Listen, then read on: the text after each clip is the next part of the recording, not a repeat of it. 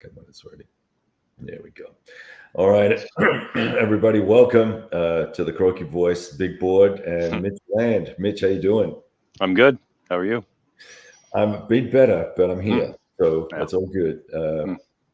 But I thought tonight I'm going to let you do talking because Ha.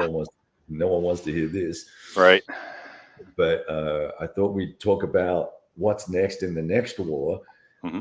But before we got to that, it struck me that a lot of folks may not have played much of the Next War series at all.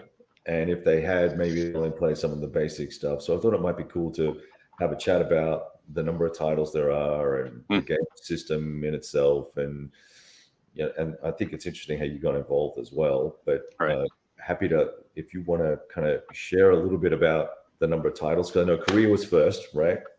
Yeah. So first was Next War Korea. Obviously, that's now out in 2 editions, right? So we Yeah, released the second edition 2 years last ago, 2 last years. year.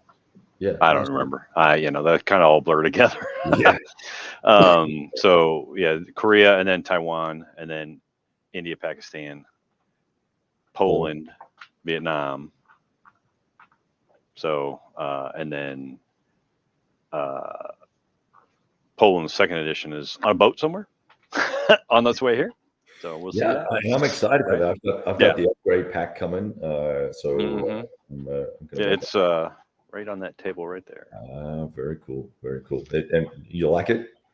Oh yeah. Yeah. It, Obviously. it turned out really well. Yeah. Yeah. I mean, well, so that actually, I'm trying to work on a advanced game tournament scenario. So something playable like in 3 hours, but you get to use all the cool toys, right? Yeah. And basically trying to balance it, make sure both sides can win, and it's fun to play both sides, all that good stuff. So it's like the one thing that's probably missing. I mean, it's because it's a huge game system, right? We can talk about the game system Yeah. like you said, but it's just a very deep, involved system that takes a long time to play the full game. So it's not really conducive for tournament play. So if we can get something like that into place, well, then now you can take it, bring it to a con or whatever, play a Right. tournament, and be done. Right.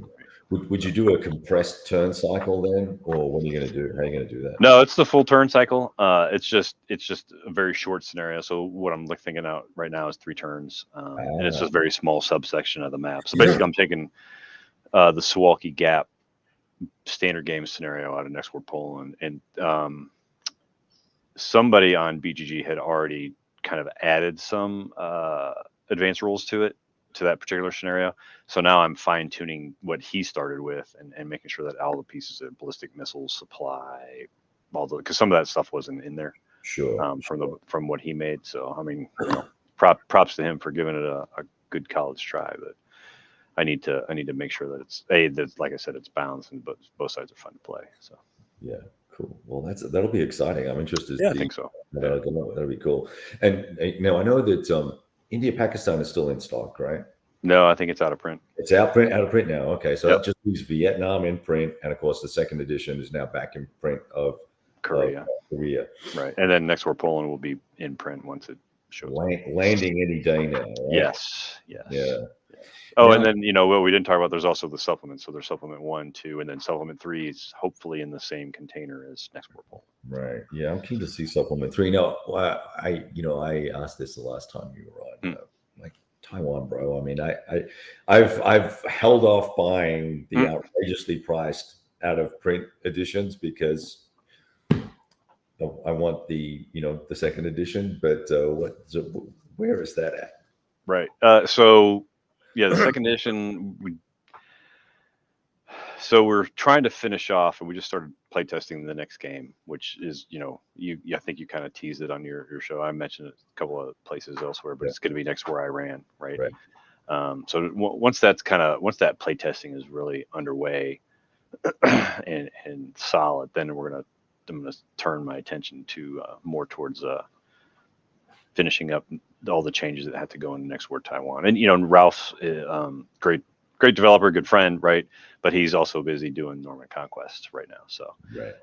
for Men of Iron, so he's trying to get that out the door. So we're both kind of working on our things, and he's doing that thing, and the other things. So it's like, okay, well, we'll get to And you that. both, When and you we both get just to got that. Vietnam done as Right. well, Yeah. which So was huge yes. project. Oh, Yeah. you mean the Nick Carp Vietnam? The Yeah, Nick yeah, yeah. Carp Vietnam, We yeah. worked on that. Yeah, which was a great. It was a fun project. I love that game. You put some videos out on it, which I appreciate. But yeah, that was an interesting project, and fun just to get it back in print. Right, it's one of my favorite games, so it's nice to see it with a new graphic format, and Yeah. more people can now enjoy it, because the old. I mean, you could probably find an old version of the game, but what's old is new again. So I think people are playing it more now because it's new, right? It's shiny. I think so too. Look at Pacific War. People are playing the hell out of Oh yeah, it. Which and remembering why it was so good, right? right. Because before no one was touching it. They're like, Right, but now it's all sexy and new and right, fresh. exactly. Yeah, so it's interesting. Graphical, and people say that the old art was the best, right? Yeah, right. But here we are with fresh art, and hmm people are embracing these reprints, so it's cool. Yeah, So let's talk a little bit about modern war, and I know folks probably want to ask questions about Iran, and we'll certainly get to that. But I think yeah. it might be good for context. Just the next war series, the basic game, and then the advanced game. hmm What am I doing in the game, and Right. where did it come from? Let's talk a little bit about that, Sure, just so people get some context. sure. I mean, so it came out of Crisis Korea 1995, which was Yeah. the original game. Gene designed it, and I don't know when he designed it, 92, I think, maybe 93, somewhere in there. Anyway, that was the original genesis of the game, and then he was working on a reprint of it, and that became Next War Korea First Edition. And so that's the story you kind of referenced. I had been bugging him online, like incessantly, about the rules, and hey, you should probably think about this, and hey, you should think about that. And Gene's kind of a busy guy, so finally I guess he got tired of it, and he said, hey Mitch, why don't you just do it, right? And that's how I kind of fell into that. And so that it took a while, right? Because I'd never done anything like that before. So took a while to get my legs under me and figure out how to work that system. But dogs whining in the background. Hopefully that's not coming through too bad. But anyway, that's kind of how it started. And then as far as the game itself goes, so like you mentioned, it's broken into two rule sets, really: standard and advanced, right? Standard is basic run of the mills ZOCs, hex encounter war game. You're not going to find anything majorly new in the standard game, right? Nothing strange. If you're a hex encounter war gamer, it's going to be Right. meat and potatoes for you. It's mostly movement, combat. Very abstract air system. Uh, No supply really to speak yeah, of. no supply. There are some optional supply rules, but I don't know. I don't actually know a whole lot of people who play with them, right? So they're either playing the standard game or they're playing the full advanced game. So I know there's a couple guys out there trying to kind of mix and match, but that's the standard game. So you're going to get, you don't even have HQs. It's just combat units and air points, basically, right? And you're moving around Right. the map, and air mobile and that kind of stuff. But so then you go to the advanced game. Well, now you get special operations counters. You get airplanes that you have to manage and move around, and fly strike missions or combat support missions with. So it's not a point-based system anymore. It's a counter. It's an F-15 or MiG-29 or whatever that you're moving around. You get missiles, theater level weapons, right? So cruise missiles, ballistic missiles. Artillery. Well, artillery is in the standard game, but you get HQs, which basically function as artillery, but they have a couple of other capabilities as well. So you also get air defense, a little bit more fine-grained air defense in the advanced game. And what else is Then big? you've got And then it's the supply, like you said, right? right, We talked about supply, there's a and then big you've got the supply. concepts of air superiority and Right. Yeah. yeah. Right. Which is in the standard game. It's die roll. I got 5 points. You got 10 points. You were twice as many. So you're superior, right? It's that simple, as opposed to trying to fight out the air superiority battle by I'm going to put all these fighters up and you put your fighters up and we go toe to toe, and whoever's left over. All right, now we figure out who's got air superiority, right? Yeah. And so when it comes to modeling modern warfare, there's obviously been a lot of commentary with the Ukraine war going on, and we're all seeing different things now. And Mhm. kind of the TikTok wars, right?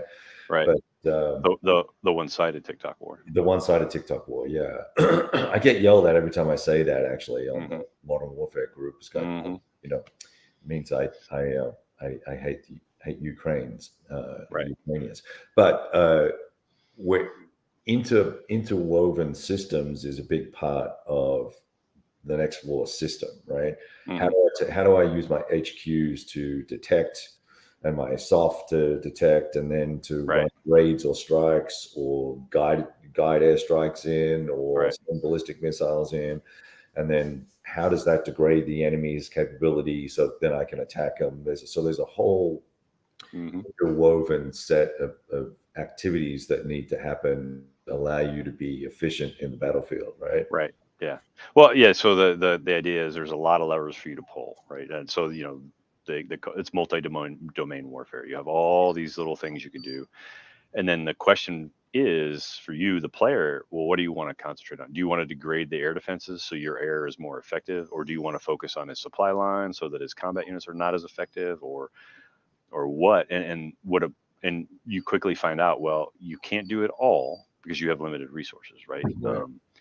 So you either try to this broad approach, which it can work, but you better roll well, right?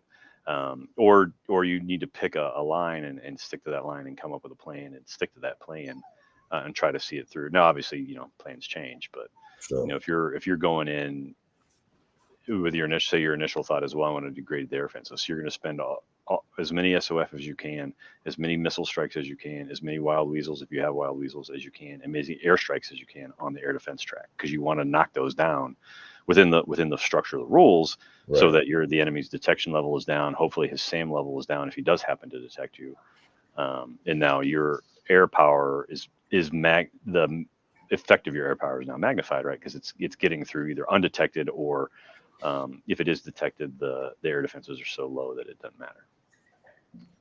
Yeah, which is always fun to do, right? Right. Right. It's a interesting tactic, and there's lots of other things you can do too. Now, the Polish game really brought out. Well, I guess it was Taiwan initially, but what was it? Because I haven't played Taiwan, but Poland was the first game I played that had a richer naval aspect to it, Right.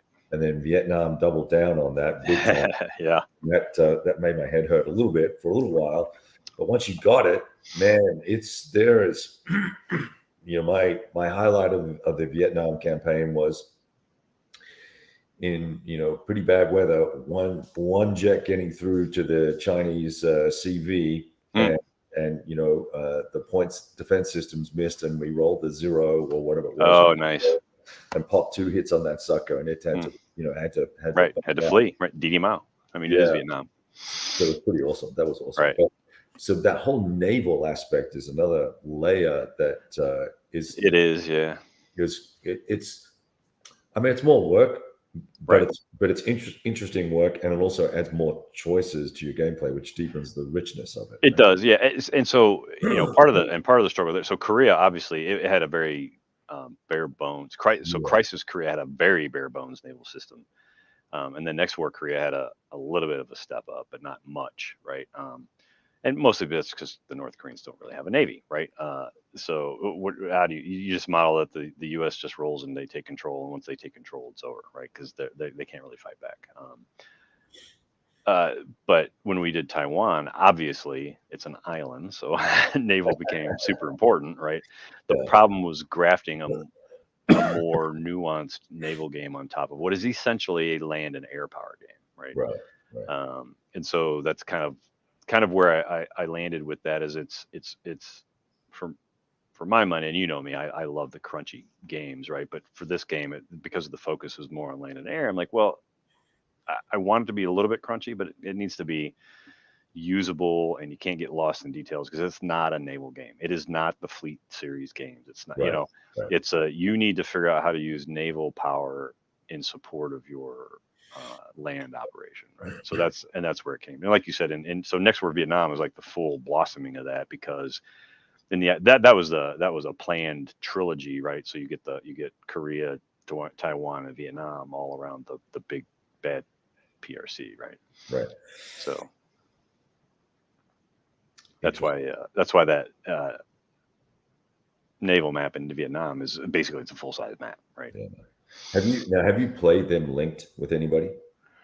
I have not. I have seen it played. So at Historic Fest last year, they played a big combined game, and it was actually pretty cool.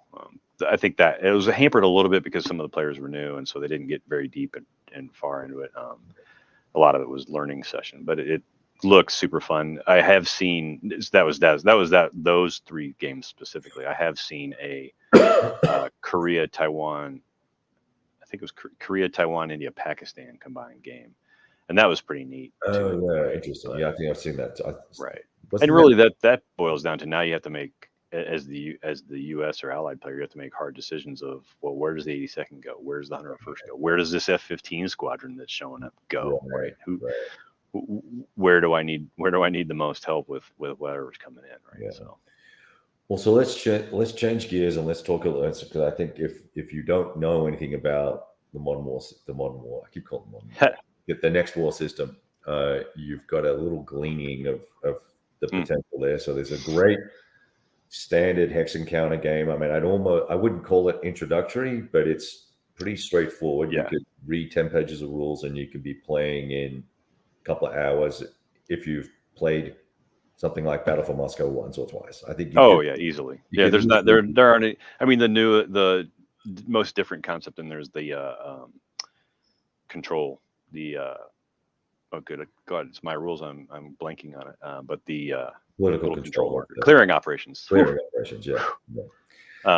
That's probably the most different thing that's in that standard game, right? Yeah. So you could play that and you could be perfectly happy with it. And then when you put your big boy pants on and you're ready to go, Right. you can saddle up and start tossing around some ballistic missiles. And Right. obviously there's nukes if and Oh when yeah, nukes. Yeah. you want to go there. So there's all that. So lots of fun, rich gameplay.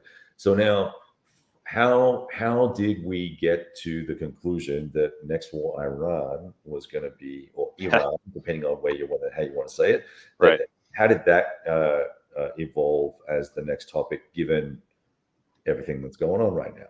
Yeah, that was an interesting ride. So for the longest time, my personal opinion was there wasn't much there. I mean, I think you and I have talked about Light Division before. Yes. It's a decent game. And Gulf Strike kind of covers the same, a little bit of the same area too, although at a different scale. But for the longest time, I just there's just not that I just didn't think that there was a compelling reason that we would put boots on the ground. And again, so referencing back to, this is a land powered game. That's its meat, right?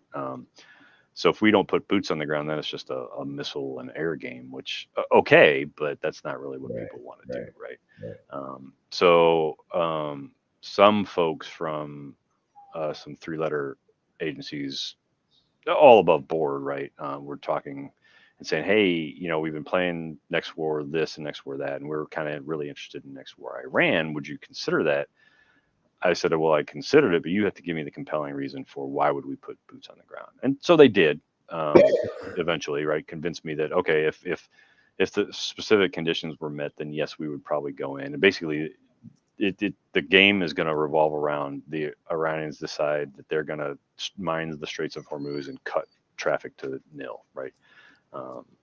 And so you have to go in and you have to clean that up and reopen those straits. And part of how you have to do that is you have to get rid of the Iranian naval SSMs. And so yes, you can do that through air power, but it's probably more effective if you actually put boots on the ground and do that. And then also I added the concept of the petroleum facilities that are right in that area, right? So you want to take control of those, because at the end of the day, you want to keep the oil flowing. So you need to take control of those and make sure that still there for whenever the dust settles and the oil can flow.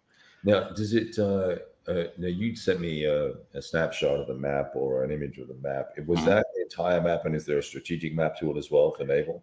It is. So the map, we kind of took a slightly different direction. It's actually a map and a half. The full map will be one full map, and then another like a half map on the other side, or it might be a 3/4 map actually. I'd have to ask Justin. But anyway, that stretches almost from the so just west of the Pakistani border to maybe 100 miles west of the Straits of Hormuz. Okay. It looks a lot like the Light Division map. Actually, it's that narrow slice of the coastline, right? Okay. But what I did was in the lower left hand corner is the strat map, and so that's where you'll see the smaller representation of the op map. But because you're going to be able to use Qatar, Oman, the UAE, or Saudi Arabia as a Gulf ally for either basing, or if you roll well enough, kind of like Thailand in the next war Vietnam. If you roll well enough or you spend enough VP, you can get them to commit ground forces as well. Right. Right. And you're gonna want to get at least one of those Gulf allies in. Otherwise, you're basing everything out of Diego Garcia, and that's a really long way to go. But so basically, that little strat map will be in the lower left of the map.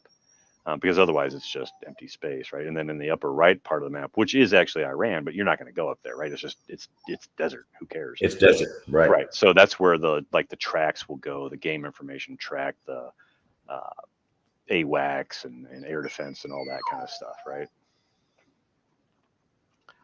Will go up in that upper right. So it'll look a little bit funny because you'll have all these hexes and then these two, but it also saves space. So the only other piece you'll have is the air superiority display because it just wouldn't fit on the gotcha. And so will there won't be then ships on map or subs on map, or there will be? There will be ships. So on the naval or the strategic display, it's the Gulf of Oman and the Persian Gulf are the two at sea boxes, right? With their inshore boxes. But it'll actually work a little bit like Korea's once the Allies take control of the sea zone. I mean, the Iranians don't have a navy, right? I mean, they've got some diesel subs, sure. They got some patrol boats, but once those are toast, right, it'll be over. So one thing that I am adding is the Iranians have a crap ton of patrol boats. So there's going to be 2 patrol tracks, one in the Gulf of Oman and one in Oman and one in the Persian Gulf. And it's basically just a number 0. I think it's 01123 or something like that. We haven't quite settled on the numbers, but basically that's going to be a contested movement die roll. So if it's on 2, you're now going to add 2 to your contested movement die roll, which makes it harder to get in, right? Gotcha. But kind of like the submarine threat level, the Iranians can also voluntarily reduce that by 1 level and make a naval attack on a detected unit, right? Which could be interesting. So again, now you've got something else. So the Iranian side, they've got that in their toolbox, but now as the Allied side, now you have another target, right? Because you can attack it with missiles, you can attack it with naval units, you can attack it with air units. You got to knock that down because you also can't do an amphibious operation if that patrol boat track is, over 0. So over 0, right? Too high. So yeah, because you're not going to risk your amphibs if they can get shot up by a bunch of OSAs, Yep. Kyle is saying, "Let your dog out." Yeah, seriously. Well, yeah, we're watching my daughter's dog, and so she wants to be out there with her. But yeah, it is what it is. It's all good. Yeah.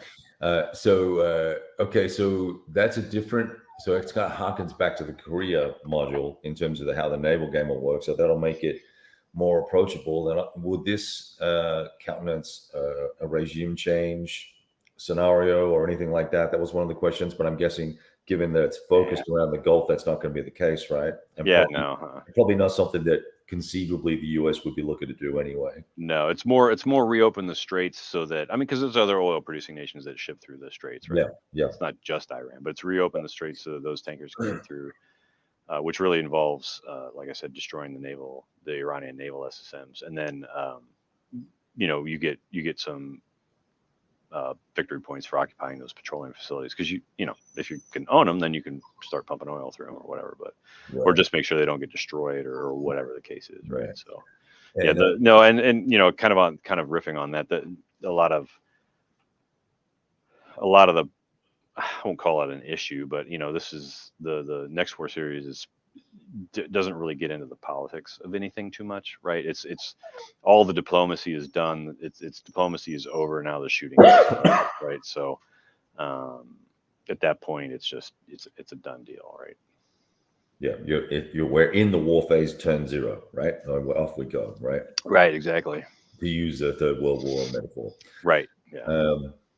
Now, who is the antagonist then? So there's Iranians, but the Iranians getting support from Soviets or who? Yeah. Well, they're Russians now. They're not Soviets anymore. Dang it! I keep doing that with I you. know you did that last time too. I know. That's okay. I do it all the time.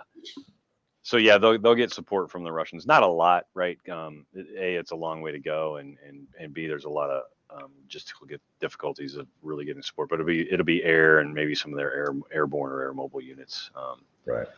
that they can use, but some restrictions on that just in terms of how it works, right? And then on the Allied side, it's primarily the U.S. The U.S. can, and then the U.S. can bring in the Brits or the French.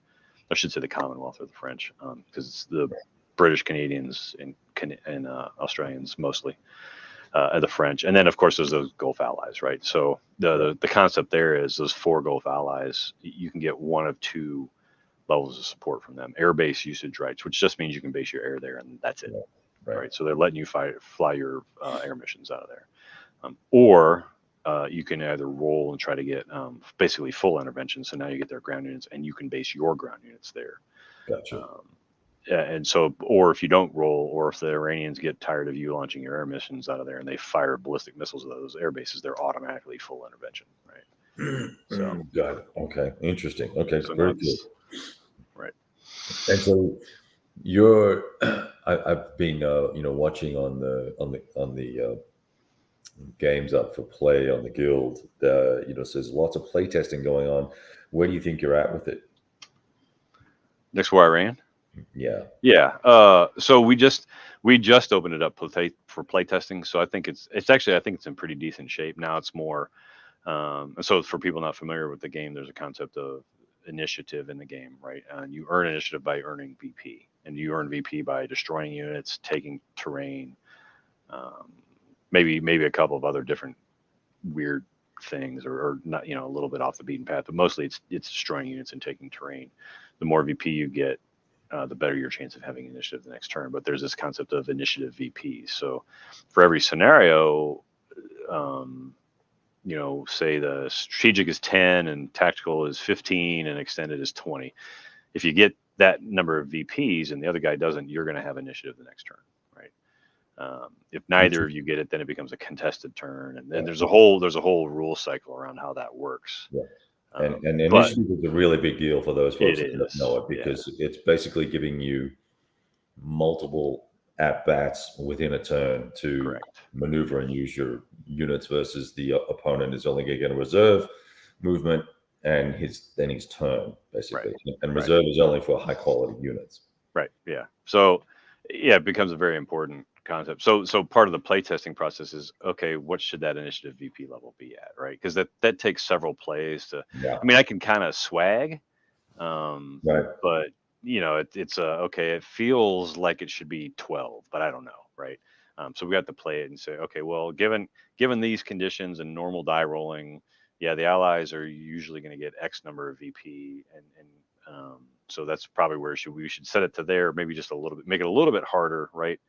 Make the bar just a little bit higher, and then go from there. And then obviously the VP levels themselves for victory, we have to figure out, there's obviously, you can count, well, if everything's dead and everything's taken, it's X. Well, okay, well, how does that translate into a victory level? And that just takes plays, right? It's reps, right? So what about obviously naval is a given in terms of superiority there, but when we look at air and ground forces, how are you going to manage balance there? Is it volume versus quality, or what's going to happen? Pretty much, yeah. I mean, there's not going to be a whole lot of Allied ground strength, and what is going to come in penny packets, because we're just not geared up to go back, right? So that's going to depend. Obviously, if you start the strategic surprise, so I guess we should rewind a little bit. In the advanced game, there were basically usually 3 levels of scenarios: strategic surprise, which sounds just like it is; tactical surprise, right? And extended buildup. Obviously, in an extended buildup scenario, you've had time to build stuff up. So if you think back to the original invasion of Kuwait and Iraq War, we spent a lot of time building our forces up, right? And then we rolled across the border. That's extended buildup. Right. Strategic surprises. Oh yeah, we have a carrier over there, and that's pretty much it, right? So everything has to reinforce in. It takes a little longer to ramp up. So you're going to have that to contend with, and that's just gives you the players kind of different options to play with and see. We generally speaking, the strategic surprise scenario favors the attacker in the next war series. We'll get to that in a second. And the extended buildup favors the defender, and the tactical is usually the one that's more evenly matched, right? Right. One of the interesting things about next war Iran is, well, the Allies are going to be on the attack. They're going to be, yes, Iran decided to start it by mining the straits, but then the Allies have the initiative first turn, right? That never happens in most of the next war games because usually Right. You're always on the back foot. Yeah. and they're on the attack, right? They're the ones having to do stuff. They're the ones having to drive the game forward. The Iranians could just sit back and say, well, if you don't do anything, I'm going to win. So it's kind of turning the series on its head just a little bit. And so where that becomes interesting again is that now you have to be on the attack, but you don't. Most of the next war games, like say next war Poland, yes, the Russians in strategic surprise are favored because they're on the attack and they have most of their stuff ready and the NATO doesn't. Well, again, turning it a little bit on the head, the Allies are on the attack in strategic surprise scenario, but they hardly have anything to do it with, right? So Right. they're not going to be favored. The Iranians are going to be favored because Right. they always have everything they have, right? Right. Right. They're moving So by it's land versus brigantines and airborne and whatever else. and it's really it's a philosophy I try to follow in any of these next war games. Is anybody that sounds bad. I was going to say anybody can make a cookie cutter game and slap a system, but what I like to do is make sure that the situation is different, that it feels like, yes, it's the same rules you've been playing with, but it feels like a totally different game because the terrain, the situation, the players or the nationalities involved and how they're being used, right? So that it feels like you're getting a brand new game that you're just playing because you already know the system, right? Yeah, and I must say I certainly felt that moving from Korea to India, Pakistan, Mm. and then to Poland, and then to Vietnam. It was like four very completely different gaming experiences where, as you know, once you refamiliarize yourself with the rules Right. and get back into the groove of, oh gosh, okay, actually Mhm. follow the sequence of play, Kevin. As I am wont to not do on Yep. occasion. Yep. But Best advice for the next war series though. Follow the sequence of play. yeah, it really is true. I mean, that's why it's on a double-sided card, dude. Right. Look Yep. at Right. So anyway, okay, well, that's interesting. Now, I recall at one point. Now, I don't want to take us off of Iran, but at one point, you were looking at a next war Falklands, or were bouncing that around. Yeah, I was. So yeah, I've been looking at the Falklands for a while. As I'll just look. Here's all my books, right? All your books, right? I remember seeing that in your Yep. library. And I thought, for a short bit, I thought maybe that could work. I don't know the scale. I mean, the islands aren't that big, right? So you're gonna have to drop the scale way down, and I'm just Right. not sure it would work. So I'm thinking if anything, well, I guess there's really two things. There's one, I'd like to actually do one on the Falklands War, right? Right. As well as maybe a next war Falklands, but the problem is I don't know that the next war is really suited to Right. do It may that. not It's be the kind of right. it's almost like it's the same thing as why don't you have a next war Ukraine, but in reverse, right? It's too small, right? Whereas Ukraine is, I don't think people when they say why don't you have a next war Ukraine have looked at the map, Yeah. because Ukraine is massive, right? At this scale, it's like 8 maps, and Yeah. Yeah. I don't have the space for that, and I've got a lot of space, right? With 500 little brigades running around, right? Right, exactly. Yeah, so the scale is just off for that, and then also I think get lose sight of it's a current war, it's not the next one. So Yeah, exactly. Well, I was just wondering, like, would the system, and not that you would necessarily want to use the silver bayonet system, but a silver bayonet style system work for Falklands? it could, yeah. And so that was actually that's a good point. I think it would, especially because silver bayonet obviously is related to Yes, Operation Mercury, Yes. and what's the other one? The Guadalcanal one, Operation Shoestring, Shoestring. and the Airborne, the Operation Market Garden, which is that's not what it's called. It's I'd look in my shelf, but anyway, they all kind of use the same. It's that Yeah. assault and maneuver firepower. The interesting thing was that like Operation Mercury introduced naval rules, so I think that could be that's one of the things I was looking at. It was actually one of the driving impetuses behind getting Silver Bayonet redone was okay. Well, let's take a look at the rules, and while we're at it, Gene wanted to put the 25th anniversary edition out, and so we did that. And although that turned into its own adventure, right?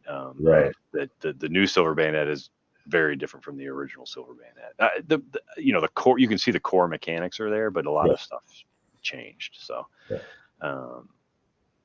but that was kind of the impetus behind that. So I haven't circled back around to that, but yes, I think something like that probably would work. I think one of the biggest things about Falklands games in my mind is trying to synchronize the naval activities with the land activities because they move at different speeds. Yeah. Right? And that's always been the bugaboo of anything like that, which is also one of the reasons why the naval system in Next War is so abstract. Now, I can almost get away with it because there's 3 turns or three chances to move naval units, 3 chances to have combat. So they're doing stuff a lot more often than the land guys probably are. So it feels right from a temporal aspect, right? Right. But you shrink that scale down and magnify it to something like the Falklands. Well, that's just gonna magnify the actual disparity in. Thank you, Airbridge Victory. Yeah, I've played it like a dozen times, but I couldn't remember the name of it. Which is just old. Yeah. Sidebar: I went to a Veterans Day breakfast this morning with my great nephew, and one of the teachers like, "Oh, are you Cameron's granddad?" No, I'm his uncle. Thank you. Which I could be his grandfather, right? But I'm like, come on. Wow. Anyway, Yeah. well, You don't look that I up. got the same problem, right? It's the white hair. Yeah. Anyway, but so you magnify that you shrink that scale, you magnify the problem of naval versus land operations, and it's something you have to deal with. So, which is probably why a lot of Falklands games are solitaire. Yeah. Good point. Now, Blast Pop, I'll just answer this question here. He was saying any reprints for earlier games in the Next War series. Obviously, we've got Taiwan coming, but it's still being worked on. And we have Poland 2nd edition inbound Blast Pop. And India Pakistan is probably a ways off because it only recently went out of print in the last 6, 8, 12 months, something like that. Yeah, I think yes, it was last year sometime. I think. Well, maybe it was earlier this year, but yeah, it hasn't been out of print that long. It was post COVID. That's all I know. Yeah, right. Yeah. Yep. Yeah. Okay. Well, now circling back to Iran. So playtesting, the map. Unfortunately, the picture I posted up on the YouTube, Doohickeys all blurred to shit. Yeah, and it was all like. Yeah, so the map, and I didn't want to use too much of it because I didn't want to share too much. I didn't want people to really know what it was. Right. Trying to keep a modicum of curiosity. But I'll share some other pictures. But it'd be interesting if you have the ability to, over the next few weeks, share with some map imagery with folks so they could get a feel for the sort of the game. Space. Now that we're in basically beta testing, right? I always encourage the playtesters to start posting images. So they have a playtest Vassal module, right? Right. So I encourage them as they start. So right now, most of them are just reading the rules, right, and finding, oh, hey, you misspelled this, or what about this diral modifier? Shouldn't that be on the whatever? So they're kind of digesting the rules. I don't know that anybody's actually playing a game yet, other than Ralph. I know Ralph has played games, but that was also he's been playing on earlier playtest art. So, and I played some, right? I posted some stuff here and there, but yeah, as we now move into that beta testing, you'll probably see a lot more images of gameplay for one thing, which obviously will include maps and everything else. That'll be very cool. Yeah. Okay. Well, I'm excited to see stuff. So that means it's probably a 2024 print run then, given Yeah, I think 500 and production and yeah. Traditionally, Ralph and I were talking about that the other. Traditionally, it's usually later in the year, so it could be a late like Poland is coming. Everybody will probably get it for Christmas, right? Because it's November 11th, and I still don't think it's hit the port, but. Traditionally, the next four games have almost always, and I like it's not like I plan it. I just kind of happens that way, but they're almost always released November, December timeframe. So yeah. if anything, it'd be late 2023 or sometime in 2024 would be my Oh, guess. nice. Okay, so that's faster than I was expecting. That's pretty cool. Yeah. Well, I mean, obviously that all depends on playtesting. If everything goes great and we go, Yeah. oh, hey, yeah, initiative VPs are X and everybody's hitting boom, boom, boom, then yeah, it could be late 2023, probably early 2024. Very cool. And will the tournament scenario for Poland that you're talking about Yeah. that you're working on now, will that be a PDF download or is that something? Yes. Yeah. Yeah. So just like the supplements. So, and I don't know that a lot of people are taking advantage of the supplements, but the supplements, and we put it right on the P500 page. You can Yeah, always download. We post all the components for stuff. You can download those, and they always have counters. You have to make your own counters if you download them, but sure. it's free for you to do that. That's part of the deal. But if you want the professionally printed stuff, then you P500 and you order and you get it, right? Sure. So yeah, I'm a big believer in you can have both, right? Here's the base game, pay for the base game, and hey, here's a whole bunch of free stuff that you can just use. Right. My goal is to get the tournament scenario whipped into shape in time for Historic Fest 2023. So Historic Fest and Next War Con, which is not really much of a con, but we've always bundled it together. Matt Right. has always done that. And the first year we did Next War Con was actually the most well attended. Actually, last year wasn't too bad, but anyway, I want to get it done for that, so that'll be the feature event there. Of hey, look, realizing you cannot play a full game. Well, you could if you did it 12 hours a day. You could probably get it done in 4 days, but a full game of a Next War game, right? So but that's all you're going to do at the con, right? So, if I can get this scenario, hey, it's a 3-hour scenario. That's a tournament scenario, right? Right. Right. Knock it out, right? Let's get 8 guys, and yep, you play your one match, and if it's single limb, you're out, and everybody moves on. And but hey, now you got the whole rest of the weekend to do whatever you're going to do, right? So, Right. And it gets people exposure to the game, right, as well, and experience with the game system. right, exactly, right, yeah. Yeah. So cool. So we got a question here from Alex. How far afield are the plausible titles? Right. The Saudi attempt on Qatar, I don't know about that one, but funny you should ask about Cyprus. One of the ideas that's been kicking around in my head is next war Aegean, and especially when Turkey started making a lot of noise. So Turkey's always made a lot of noise about their EEC, right, their economic exclusion zone, Yeah. And especially around those Greek islands. What are they called? Is that the Dodecanese? Is that what they call those? I think. Yeah, I think so. The ones that are like butted up right up against Turkey. Yes. And they get really pissed off that those are Greek and not Turkish, right? And they're always saying, well, you're not supposed to have troops on there, and you added a dude or whatever, right? But they're always complaining about each other flying over there, all these, and supposedly NATO allies, right?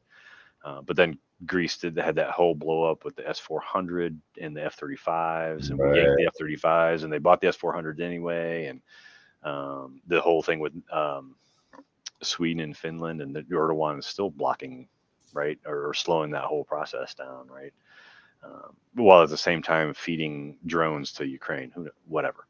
But bizarre, right?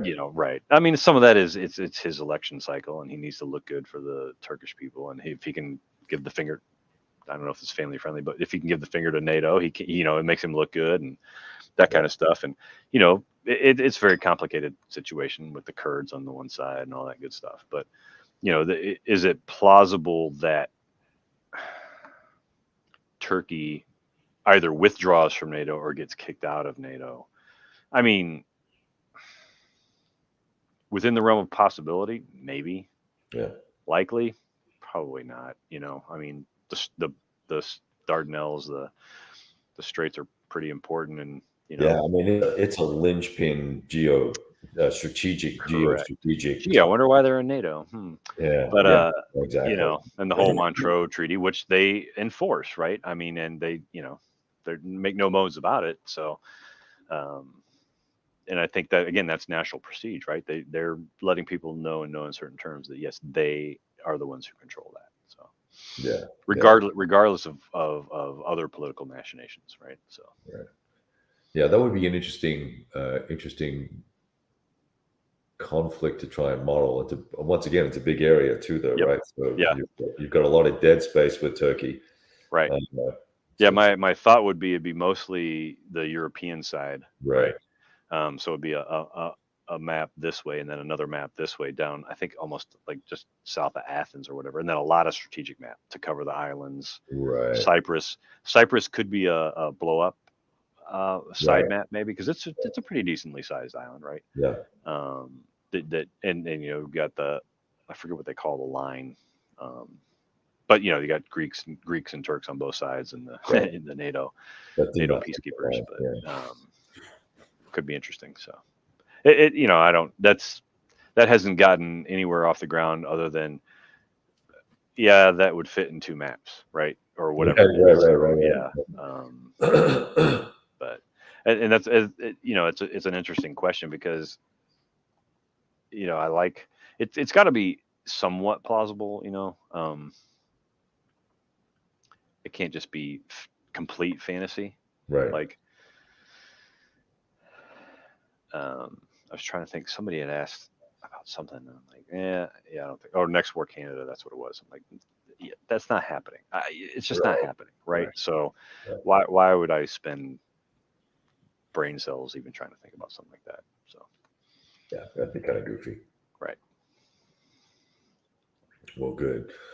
Well, I tell you what, my my throat's starting to lock up, so Uh oh, this might be a good chance for us to, unless more you bourbon. uh, uh, expanded comments you'd like to make, we might want to start wrapping it up so that I don't start hacking on the. Yeah. Well, I say, are there any questions? Let me scroll Yeah, through let me the say, I was looking questions. through. I think was one more of a couple of joke ones about Newfoundland, but there was Yeah, one about Malaya. Next one, Malaya. There's obviously a lot of political strife there, right. but a difficult situation to deal with, Yeah, and a lot of commentary. yeah. Just South America yeah, South America would could be be interesting, but again, I think the problem with there is you run into the Ukraine problem, right? Is that South America? It's huge, right? Any huge. of those countries, it's going to be massive. And to be fair and honest, a lot of their militaries are geared more for coin, Right, right. because or anti-drug trade stuff, right? Yeah, yeah, yeah. Go And play Andean Abyss, right? yeah, and a lot of them just don't really actively dislike each other. And granted, I don't know a whole lot about it, but I don't see a whole lot of big hotspot in that area, right? So Here's I one think for you. that might be the problem. New series that you might want to do. Um, New series? No, I do want to. So I have started looking into the next or the follow-on for Silver Bayonet. It's going to be one of two things. It's either going to be the area in and around Quezon. Right. So the primary driver will be Operation Pegasus, the relief, right? Yeah. But because of that map area, we could also do some of the earlier, maybe some of the hill fights or something. The thing I'm not sure of there is, do I want to scale in a little bit from company, because for Operation Pegasus the scale would be fine, but for some of the hill fights, yeah, I might have to zoom in. So that might hill fights might end up being something else, right? Right. But the other one I was looking at was the invasion of Cambodia. So Mm, the Parrot Speak operations and that would be cool, I think, because now you've got the Black Horse Regiment, right? You've got the 11th Cat or the yeah. 11th doing their Yeah. thing, and That would be you really. know, bunch of tanks and stuff, so a little bit more armored, and the terrain is a little bit more open, and might Right. be again going back to that what I said about next war of here's the system, here's an entirely new situation for you to deal with, right? So before the jungles in Iadrang you didn't go off road, right, with vehicles. You just Right. couldn't. So you go to the Perispeak. Well, you can drive off road, and you can go through the plantations and all that good stuff. And, get all the French owners who are still there pissed off at you. But, Exactly. What about it kind of frustrates me. There's not a lot of good tactical stuff for Vietnam, right? Unless you drop down to the squad level, right? Right. So, Right. Your favorite system, what's it called?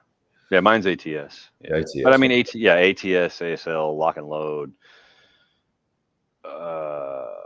I don't know. I don't know if any of the other ones really have Vietnam, but yeah, you either go down to the squad level. Yeah. Or I know TCS is working on. They're working on the platoon level thing. It's 5 battles, but I mean I'll be dead before that thing comes out. Right. So I'm still waiting for Goose Green, so Yeah, really, right.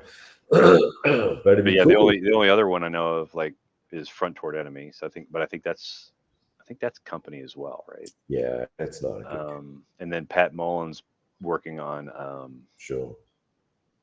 I can't remember the name. It's the Attleboro fight, but I can't remember the name. A Hot Dry Season, right? That's right. Yeah. But I think that is also company level. So it's either you're at the company level or the squad level. There's not a lot in between, I don't think. Yeah. Yeah. Which could be cool, right? Yeah. The battle for the city away would be interesting to me too. Oh yeah. But that's pretty detailed as well. But if you could work out a way to make that manageable, there's some cool systems around. I think I wonder how the BCS model would translate to at the battalion scale to that sort of conflict. Maybe not Hue per se, but just to Vietnam in general. Yeah, I mean, Hue was just kind of a slugfest, right? Yeah, in a very concentrated area, but yeah. Well, Vietnam is a battalion level, so yeah, right. Well, battalion and regiment, really. Yeah. That's still fascinating stuff. Right. All right, man. Well, look, you're awesome. Thank you for chatting. I'm sorry I'm so croaky, but no, it's all right. Hope you feel better. Yeah, I don't want to take long. We'll get there. All right. All the best, everybody. We're going to let you all go, Mitch, and we'll look forward to next war, Iran. You bet.